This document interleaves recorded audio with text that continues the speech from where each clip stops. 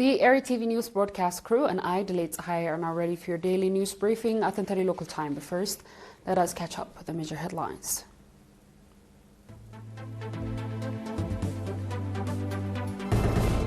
World Day for Safety and Health at Work observed at a national level.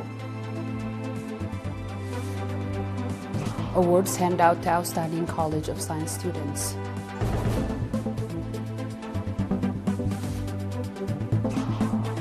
Trump and Putin call for a brief ceasefire in Ukraine. And Republic of Congo President holds talks with Russian Vladimir Putin. Proceeding with our reports. World Day for Safety and Health at Work was observed in Asmara on 28 April under the theme Let's Ensure a Healthy Psychosocial Working Environment. The program was organized in collaboration with the Ministry of Labor and Social Welfare and the National Confederation of Eritrean Workers. Mr. Yosef Tesfaye from the Ministry of Labor and Social Welfare said that the objective of the program was to create a common understanding among government, workers, and employers on the importance of safety and health at the workplace. Noting that the significance of developing culture of safety, Mr. Yosef underlined the importance of enhancing strong commitment on the part of the administrative units, active participation of workers, and open communication, as well as organizing regular training and educational programs. Delivering the message of National Confederation of Eritrean Workers, Mr. Haile Tesfa Mikael underlining that creating a conducive working atmosphere is a basis for economic development and expressed the significance of putting in place a modern standards facilities for ensuring health at the workplace. He also said that even though ensuring health of workers at the workplace concerns employers, it also requires integrated effort for the part of the workers and government institutions. Mr. Binam Ahfarom, safety and health expert at the Ministry of Labor and Social Welfare, also gave a briefing on the meaning and importance of safety and health at the workplace. In the same vein, World Day for Safety and Health at a Workplace observed at Bidho Constructive Company in an event organized in collaboration with the Ministry of Labor and Social Welfare, the National Confederation of Eritrean Workers, and Bidho Construction Company. Awards have been handed out to 537 outstanding students from Mainafhe College of Science who scored a GPA of 3.25 and above the first semester of 2025-2026 academic year. Noting that strong work ethic, personal discipline, proper time management, commitment, and courage are among the characteristics of successful student, Professor Gebrai Asgadom, Dean of the College, said that the objective of the program was to recognize the efforts and results of the students and inculcate positive influence on fellow students.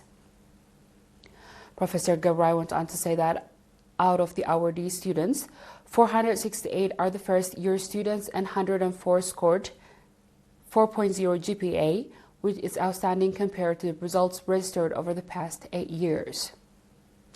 Professor Gebrai also said that 59% of the second and third-year students are female, while 37.4% of the first-year students are female, and that increased number of female students attest to growing participation and competitiveness of female college students.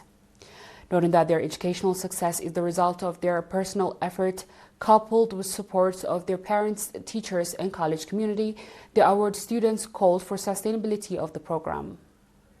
Currently, Mainafhe College of Science is providing active education to 2,876 students.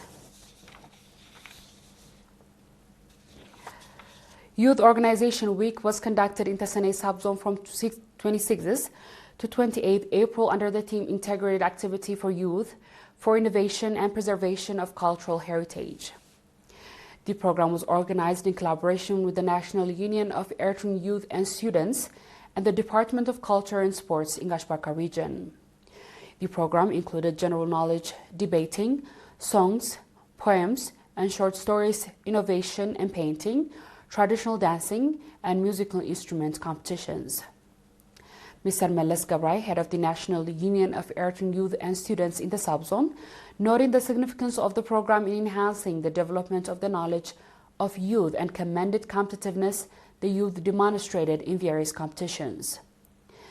The acting head of the National Union of Eritrean Youth and Students in Gashbarka region, Mr. Marukos Girmatsion, said that the objective of the program was to enable youth to preserve and recount the history of culture and their society, as well as identify and develop their talents.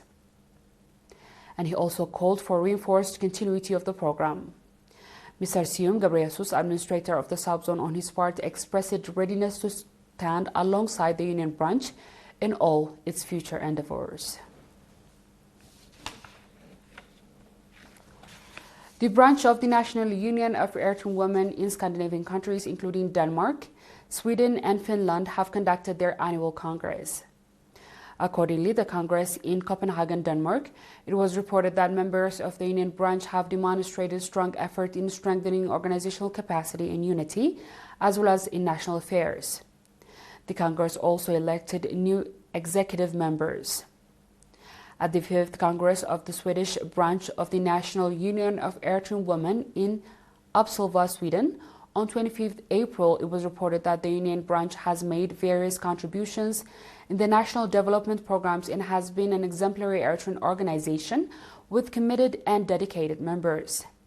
The Congress of the National Union of Eritrean Women branch in Finland, which was the first of its kind, an executive committee was elected. The Congress was attended by Ms. Nigistit Agai, chairman of the European branch of the Union, and Ms. Khadija Ahmed, head of the European Organization, and Mr. Mohammed Ali Mohammed Saeed, charge of affairs at the Eritrean Embassy in countries. Straight ahead is our international news after a short break.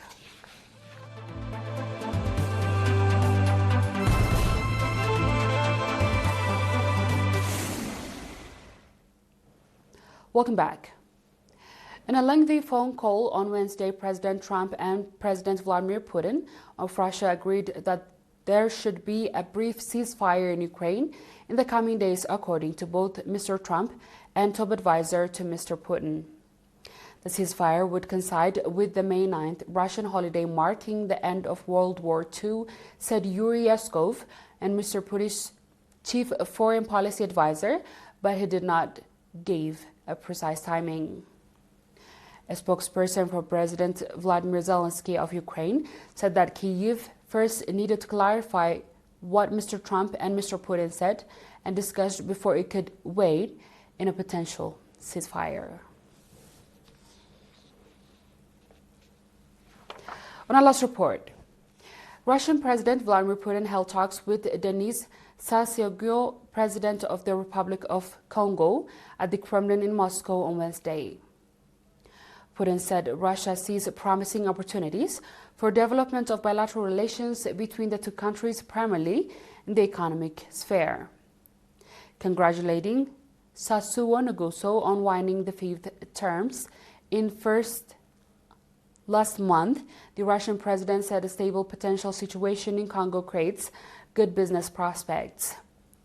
The Congolese president, on his part, told Putin all the conditions were in place for successfully implementing joint projects. Putin also praised cooperation with the Republic of Congo, an international stage, and invited Sassou Nguesso on the third Russia-Africa Forum expected to take place later this year.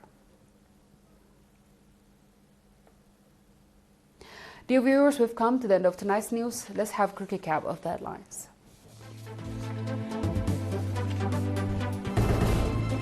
World Day for Safety and Health at Work observed at a national level. Awards handed out to outstanding college science students. Trump and Putin call for a brief ceasefire in Ukraine.